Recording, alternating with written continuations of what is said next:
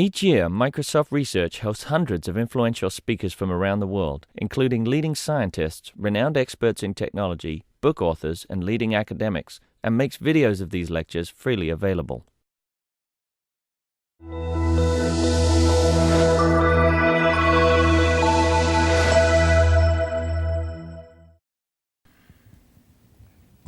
And so we'll go straight away into our next presentation, where we're going to learn how we're going to ride on the data tsunami. So this is Maria Nieto Santisteban. Okay, let's see. First of all, my apologies. I have a strong cold, so my voice sounds very funny. So as Alex already said, we are part of a big collaboration. We are working with Microsoft Research and with SQL Server guys, okay, and we are trying to build this very big database system and trying to understand how things work. So my agenda is very simple. First, I'm going to talk a little bit more about the software components of the Grey Wolf architecture, okay, and then I will talk essentially about what is STARRS and what we are doing to ride the data tsunami. As Alex already mentioned, the big motivation that why are we doing what we are doing is because it seems like lately it's not so much about the CPUs per second, but it's more about the I/O. No, we have various huge data sets here, and we don't have real very good solutions to actually how to go through them and how to manage all that data and get actually good value. The data is growing faster than actually the computation, okay, and we need to solve that problem. We always talk about moving the computation to the data, but that's something that actually not always is actually done, right? And then the scientific community and you here are definitely looking for answers or giving answers, is that we need, scalable solutions that actually let us and help us to solve the problem. So what are the requirements, that the science have? Well, number one is usually cheap, okay? We as scientists are poor. We don't have so many resources, and usually what we want is things that they are cheap. So that's why we are also looking always for things that they can scale very, very well. We can scale out instead of scaling up. We want to grow, okay, because we have this data set that they are today, few terabytes, tomorrow are going to be 100 of terabytes. We need the performance, the fault tolerance, all those things that, sometimes is wonderful to have, but we don't always actually have. Someone who actually had all these requirements very clear, it was Jim, okay? Jim was always part of the high-performance community. He was part of the database community, and he had very clear that the huge connection between the data and the and the high-performance computer from the commodity servers had to be made. And that was a picture that we took in 2003 in the at the supercomputing down in Phoenix. Okay, and that's actually that was cute, right? I mean, that was the first time that SDSS DR1 was released. Okay, and that was 1 terabyte in that single box. So that was a huge challenge. And pretty much when Alex was mentioning that we were going to need 20 servers to actually read that data. Okay, so now about the architecture. So Paul Watson, this morning, he also gave us kind of like a little graph about the things that we actually need, to kind of like to do this sort of cloud computing. And in a sense, that is what we are also trying to build. We are trying to build a cloud computing system. The things that we have realized, and because we have very similar applications, okay, that, we have turbulence system, we have the virtual observatory, astronomical databases, we have the STARRS system. So we have made a lot of thought about what are the things that we actually need, what are the commonalities that we actually have in all these systems. And what we have realized is that, yes, we need the core, which are the SER queryable data store. Those are our SQL servers machines. Then we have the high performance power, okay, because some of these problems that we are trying to achieve, they need high computation, so we have them there. Then we have kind of like this left brain, right brain type of thing, okay, where there are certain things that only special people know how to do. Those are the crew queryable data store and the crew workflows. Okay, those are the things that me, because I have this expertise in astronomical data, I know how to create these workflows. Those are the things that not so many people actually know. And because I have to be dealing with a lot of data, I also need some special space for playing with my data and figure out what I have to do. Then on the right side, I have the users, okay? And the users actually, they need pretty much the same thing. They need ways to actually perform these workflows, to design them, okay? And then they also need these spaces where they actually can put the data. For that, what we have is something that we call cache jobs, or the query manager, okay? And that is an extremely very nice environment that we have been experimenting with Sloan, and then I will talk a little bit more about that later. And of course, then around this whole system, we have different user interfaces with different needs. Some are just the operators, and they are just the users. Some are, other special interfaces. So now, that was about, the general infrastructure. That is what we are trying to do. We are trying to build a system that is general, that it put together databases servers and also high-performance computing servers, so we can actually provide this facility to any of the different science applications that we have underneath. And then there is nothing better than to develop something when you have a real actual system, and that is STARRS. Okay, so STARRS is an astronomy and engineering project which the primary goal is to discover near-Earth approaching objects. Okay, so those are essentially the asteroids and comets. Excuse me. This is a okay. So the data that is going to be collected to actually achieve this primary goal is huge. Okay, and then astronomers said, "Hey, we have all this data, so actually we can use it to do a science." So what actually they are going to be doing is all that data that is being collected is going to be processed, and then it's going to be used to other things such as finding extrasolar planets or cosmology studies. The project is actually, there are kind of like two phases. Phase 1, which is PS1, okay, and then there is a second phase, which is PS4. For PS1, we already have a telescope. It's in Haleakala. Who's close enough, I hope.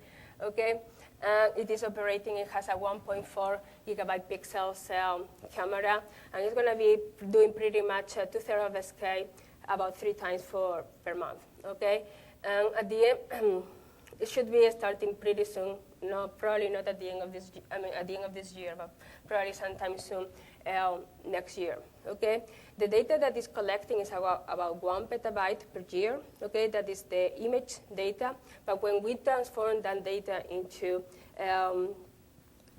data that is going into a database, at the end of the year, we are going to have about 30 terabytes per year. Okay, and at the end of the system, about 100 terabytes. And then we need to obviously account for performance, for fault tolerance, for recovery strategies. So at the end, you realize that you have to triplicate your data. So you end up having a 300 terabyte system, and this is going to be in about 3 years and a half. Okay, so not many people have actually that today. And the system is operated by the STARRS Science Consortium, okay, which is a collaboration between Hawaii, HU, and all these other institutions there. And as I said, PS1 is only the phase 1. Okay, PS4 is going to be 4 telescopes. It's the same system, looking at the same piece of the sky at the same time. Okay, that is everything multiplied by 4. Okay, so we are going to have about 4 petabytes per year in image data, and our database is going to be 400 terabytes. If you multiply for recovery, it's 1.2 whatever, petabytes. So that's a lot of data. So kind of like to place us, what are we actually doing in the whole STARRS system? We are a little component, but actually a very big component, okay? So we are part of the PSPS, okay? Public System Products, I don't remember now anymore, okay. So, and then inside the PSPS, we are the ODN. The ODN is the Object Data Manager.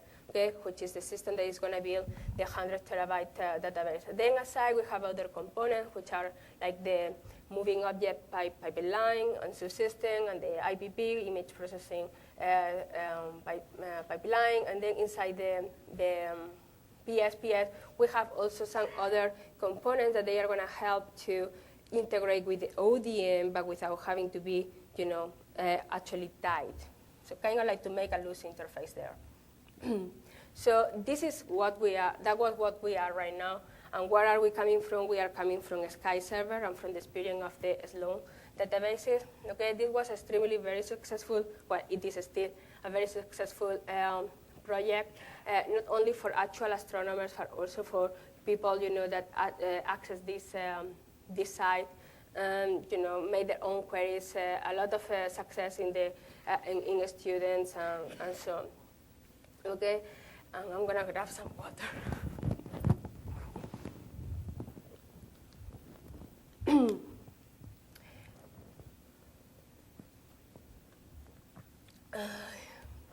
Okay, so we have learned a lot of, from Sloan. The similarities with Sloan right now that we are trying to bring into STARRS are, well, we have still strong requirements on spatial access, okay, which is sometimes not, it's a very big issue how to get actually this spatial access and to make it efficient. We are following the 20 queries approach. Okay, so we made STARRS scientists to give us their questions so we can actually understand how to lay out the data, and that really has been extremely, very helpful. Okay, and actually, anything that changes in what they expect to do, it really makes a change also in our design. So that's something that is really very important. And then we have inherited the query manager, the cache job system that I just described. And this is extremely very wonderful workbench. Okay, what it lets you do is to create your own database in the server, on the server side. Okay, and it's not just your own database where you're going to put your data. It's your own database where you put your data. You can put your store procedure. You can put your functions. So it really gives you a wonderful space to work with the data and share with other people, okay? And also the important thing that it has is that then because those that little databases, they are on the server side, they are closer to the huge, very big production databases. So the interconnection between the production server and your own database is very quick, okay? And that is really a wonderful workbench, as I said. Okay, what else? What are the differences with the SDSS? Well, this is the first time that we are actually working on the time dimension. The only experience that we had before, it was what Alex just described, the stripe 82, okay? But that was a very small piece of the sky. It's just a very small subset. But here we are talking about pretty much all the sky that you can see from Hawaii, okay, 2/3 of the sky. And that is going to give us a lot of, number one data and a lot of new things that we are going to have to learn how to deal with from the point of view of the user queries. The other thing is that it goes deeper, so we have many more objects, okay? And also the load process, okay? The load process, while SDSS had it was releasing I believe, something like 0.5 terabytes every 6 months or so, we are going to be loading every day about 120 million detections, okay? That is, and over the week, it's going to be, multiplied by 7, okay? So anyway, but I am.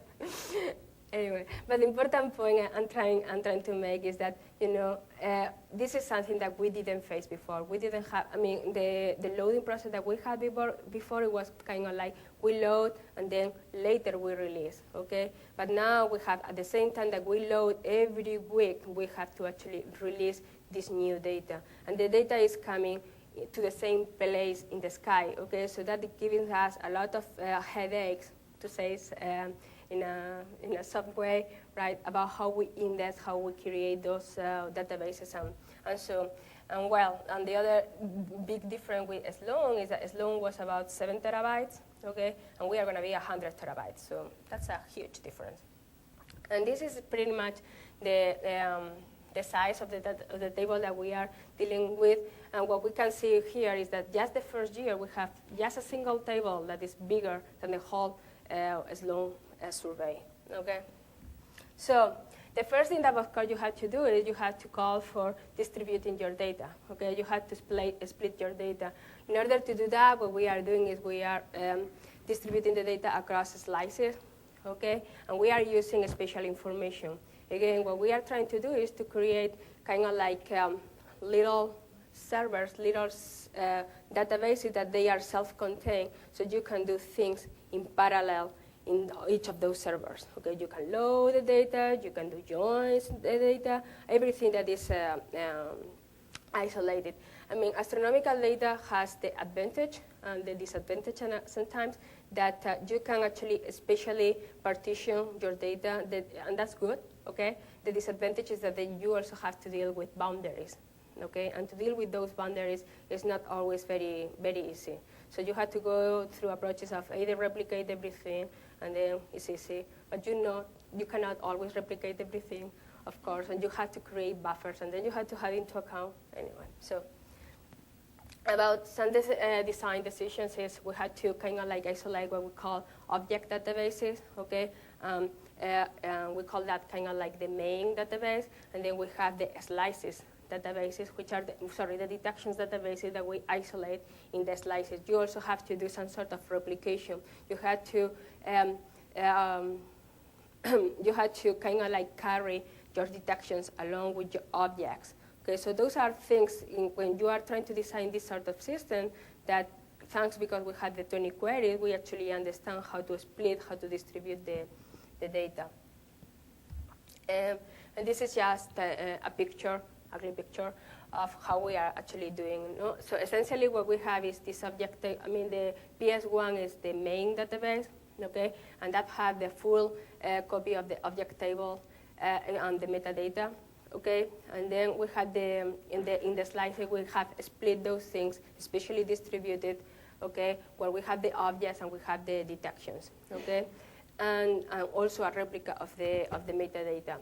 And then to avoid, this is kind of like a shortcut to kind of like to be able to manage certain queries, okay. What we are doing is we are gluing the detections through the DPVs, the distributed partition views. Okay, that's what the first advantage that it gives us is that we don't have to think very hard, at least for now, how to do certain joins between the objects and the detection. However, we have already designs to create some, what we call crawlers, okay, where we can actually send these queries that they are going into the slices in parallel, and then do facilitate all these queries. What else? Okay, so another of the features that we are using very heavily from SQL Server right now is the partitioning, okay?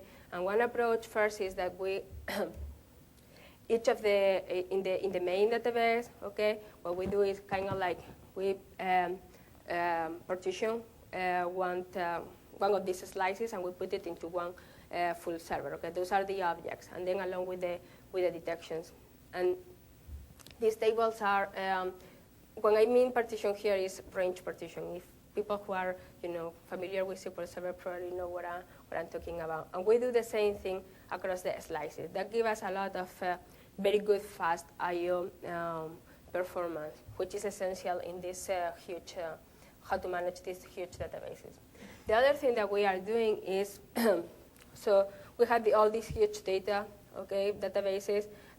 We have distributed the data. The other thing that we are doing is we are applying a layered architecture. Okay, we are trying to separate different functionalities, and especially the heavy I/O operations from the server that the queries had to be performance. So we have different type of servers. The layer 0 is pretty much an interface layer between the image processing pipeline and ourselves, the ODM. Okay, so that's the data transformation layer. We have the layer 1 is where we have what we call the loader mergers. Those are servers that they are only dedicated to deal with the loading of the data.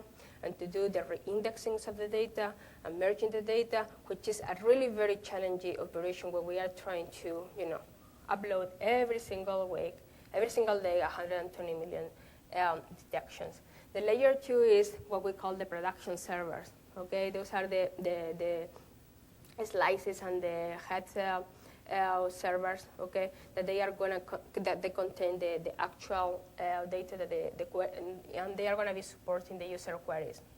And then we have a third layer, you wanna call it, which is the administration, which they are not so heavy in terms of either computation or data or whatever, but they have a very important role how to control absolutely all the system. Okay, and then this is the picture pretty much that it shows how the data flows kind of like goes. So we have first, the staging server that they get the feeds files, which are the astronomer format, okay, and they transform them into the CSVs, common separated value, which is the thing that we are going to load. Some people ask, okay, so why are you not doing directly binary? Well, one of the things that we also learn in Sloan is that to clean the binary files is kind of like hard, okay? So it's always kind of like good to have the CSV file. Although once we control the system, we might actually migrate into the binary to make the whole thing faster. Another of the things that we also learn is that it's better if you clean your data before you put it into your database, okay? And those are those green databases in the layer 1, which is what we call the load DBs. Okay, that is essentially we are mapping the CSVs into these load DBs.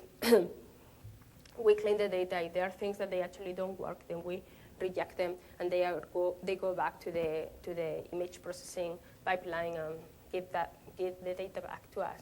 Okay, so now the distinction I want to make, the cold, the hot, and the warm. One of the things that you realize when you are dealing with all this data is that you cannot be loading at the same time that you are providing access to these huge databases. Okay, so we isolated the databases that where we are putting the data, and we call that cold databases. Okay, and they are managed by the loader merger.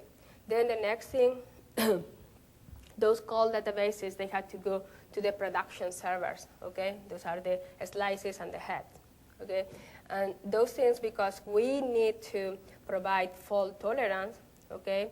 In case that something happens, then you want to have actually a replica of your data in different servers. So the other trick is you copy the data twice into the servers, okay? And then if one of those servers goes down, there is always some other server that can cope with the workload that initial server was actually providing. And this is just the layer 2. With the heads, okay? So this is pretty much the same thing. Okay, and then this is my almost final slide. This gives you the insight of what it's today inside the ODM, okay? And these are the different components that we have. We are implementing to actually create all this whole system. Those that I attended yesterday, the tutorial, I think they already saw how we are using Trident technology to describe the workflows and to implement, especially right now, the loading and the merge workflows and how we are transferring all the data from the from the load merge servers all the way up to the production servers. Okay, so we have essentially defined these workflows that load the data, merge the data, copy the data, and they provide fault tolerance. Okay.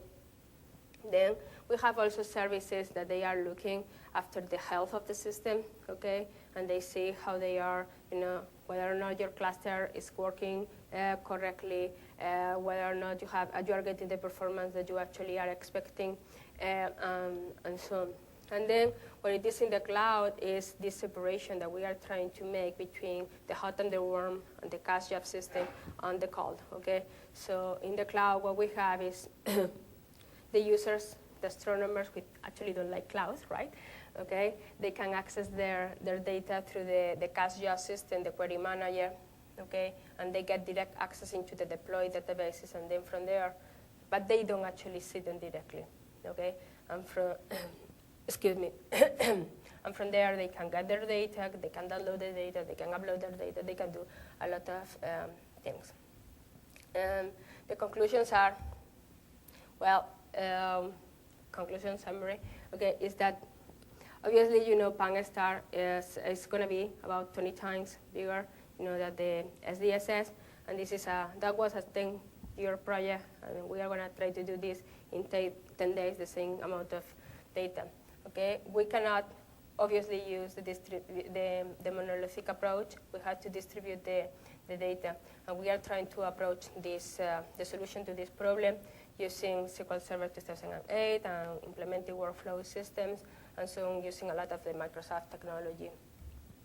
The data is growing, okay, and we definitely need these scalable solutions that they need to have into consideration spatial and temporal features, okay. And the same thing is pretty much happening in many of science. That's why we are here, okay, and we are trying to provide a solution, okay.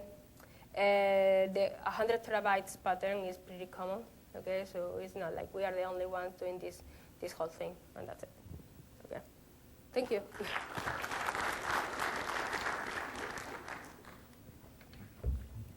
We have time for a few questions. Come on, come and set up.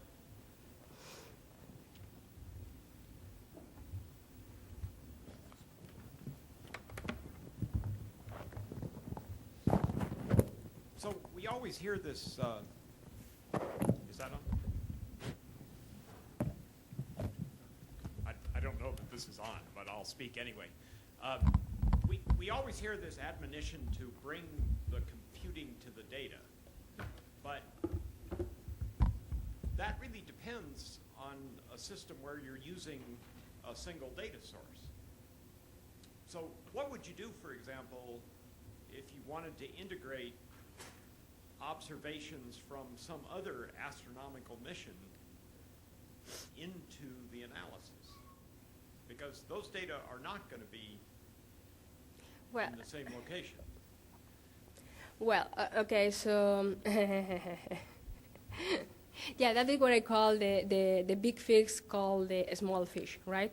So it is true, okay? I mean, when you have these huge databases or whatever, you need to somehow, to have them someplace. And then, the small guys, they have to go, probably the smart thing to do is to integrate them wherever you are in the cloud, okay? Obviously, when you have these very huge guys in both places, you cannot, put them all together. So for that type of thing, we have, and this is also part of the virtual observatory project, okay, standards where we can actually communicate between those things. So, and essentially, what are you going to do? Well, you're going to split your data either in one place or in the other, and then you have to transfer it. If anybody else sees another solution, please let me know. Right. How much of the data within the database, within the metadata, is actually about physical configuration of the instruments? Bearing in mind this is a multi-year project where the instruments aren't from day one going to stay absolutely fixed throughout the life of the hardware. How is that going to affect the data that's collected? Should you and are you referencing some of the changes that occurred so that you can actually match them to possible changes in the data? Very, very small. Okay, I mean, the metadata is essentially about camera configuration, about the telescope configuration, and so on. And those things actually might change, okay? Over time, we put the data into the databases, okay? But that is data that is rarely used by the actual astronomers. Some people actually want it, but not that much. Right, so, but the raw data itself might actually then be, so for example, an upgrade to one of the CCDs or something like that may cause a significant change in the quality of the data that you're collecting. Would you at that point say that a replica set of the same piece of sky collected by a later sweep with the new equipment is actually therefore more accurate, and you can get rid or throw away the older versions of that same? Well, I mean, that is such a huge system change, okay, that it's a decision. I mean, with the budget I have, Okay, I cannot provide access to data that it was with the all full, configuration and the whole new configuration. Okay, so I will have to be directed whether or not I mean, if I have to actually provide access to both things, that will imply a huge impact into my system. The good thing about this system is that it's really very well scalable. Okay, you really can split little things, okay, and then group things together. So I guess that's the answer. I'd like to ask about the fragility of your architectural design. So your last comment there was about the scalability. Have you done any investigation as to how your architecture would change over the next, say, 5 or 10 years if there were some major breakthroughs, for example, in networking, so that the cost of transferring data was less expensive in terms of time? Have you done any of that sort of exploration? No, I guess the answer is no. Actually, the current architecture that we have, we think we can go with the current technology that we have. Okay, we can go probably about the next 2 years very safely. Okay, after that, it would be wonderful if we have tools that they can provide actual real query analysis for distributed system. It would be wonderful. I mean, definitely, the impact in networking is going to affect us a lot, because as we go, we will have to be transferring more and more data. Right now, we think we are fine with the InfiniBand. Okay, so have we done a serious study? No, we have not. But in a way, we are relying on the advance of the technology. And you have a performance model for the system as it is that predicts, as components change, what your overall performance would be? I guess I'm not sure. Can you repeat the question, please? Do you have a performance? Yes, it was framed as a statement. Do you have a performance model that predicts what the performance would be with different types of technology? If you change from InfiniBand to something else, could you predict what the performance would be? Yeah, actually, we have a little table where we, if we use IP, this is what we get. If we with this is what we get. We have not go further than IP. Okay. Thank you. Thank you. Thank you, Maria.